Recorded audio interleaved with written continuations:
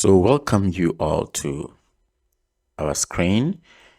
We are going to be talking about NotebookLM. In this case, we have a real-time project we want to accomplish in this video, and we are going to start.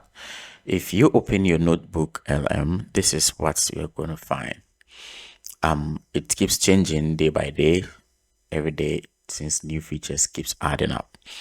Now, for our case, there is a lot of things I've done, both classroom and other stuff.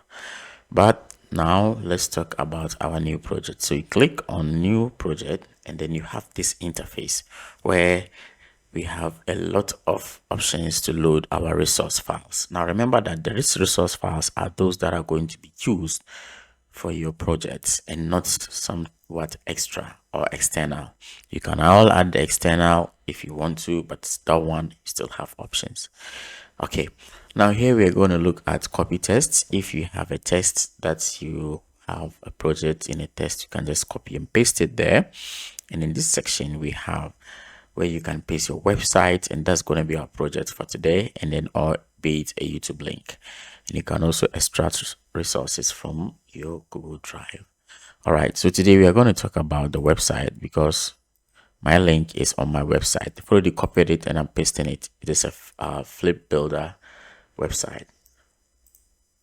Okay, now I have inserted it. Now you can see how it has been loading and summarizing my notebook based on the resource I've uploaded. It's reading that the provided resource consists of digital publication, title, complex, KET students book. Now these are the summaries we have, and there are other options where it can ask you. Now for the purpose of this our video, we are going to depend solely on this only website, but there are numerous means you can add up to 50 resources. You see here, when you add resources, you see we have the source limit that is 1 to 50, right? And apart from these options, we have other options, which is in this area, search the web for new resources. So you can either load from your Google Drive still, or you can load from a specific web. In other words, you can use the AI, which is a fast research and a deep results oriented report. Okay, so these are some of the options you can use to import.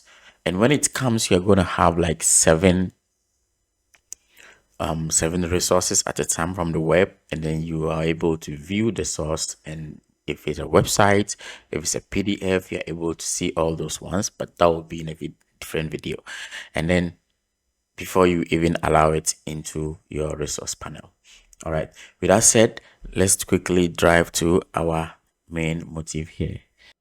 Now in this video, we are going to do two things. We are going to create a practice, speaking practice textbook, and we are also going to use those textbook and the same resources to make a speaking practice test. Now in this case, we are going to say, for example, I'm going to prompt along, so you follow along. For example, we say generate. So now this is the prompt. I generate a comprehensive textbook from unit 3, unit 4, and unit 5. So I'm going to send it now. So it's going to use these resources I've given it to generate these units, so that we will narrow it to a little proportion. Now mind you, we have only one source. I'm going to show us how after we can use our generated work to also create it back into a source, which is adding more source-like references at our resource page, so that the AI can use it to process our data very well with a lot of understanding. Now it reads, the provided sources identifies the title of the textbook, but does not contain the specific text or curriculum details for individual units. Okay, the following content. Okay, getting around. Okay, unit 4, stay healthy. Okay, so I've prompted further to continue to create the textbook for me, because it was asking if I should check that it aligned what I wanted. So this is it. Okay, so actually the textbook it gave me earlier on, that was the best it could do. So we're going to depend on that. So I'm going to prompt it further to tell it to create or to generate. Let me copy this one so that I don't have to edit more. Just more. So generate a comprehensive speaking. So now we've told it to create a comprehensive speaking practice test from the 3 units we were talking about earlier, which is 3, 4, and 5. So we have the units. We have the focus is focusing on transportation, travel plans, and schedules. So here we have part 1. How do you usually travel to school every morning and why? Do you prefer traveling by bus or by train? Tell me why. What time does the last bus leave from your town center? So these are some of the questions, and these are the part 2, and we also have unit 4. These are the questions, and then these are the as it follows. So nice and sweet. We can see for unit 5, practice speaking. Look at that. So it dwells on clothes, on shopping, describing appearances. And then these are personal questions. What are you wearing today? Please describe your clothes. Encourage the use of other. I'm wearing a comfortable blue. All right, so this is it, and this is nice and sweet. So we are going to save this one as a note, as I was talking earlier on. So this one, we are going to save it as a note, and it's going to be kept here.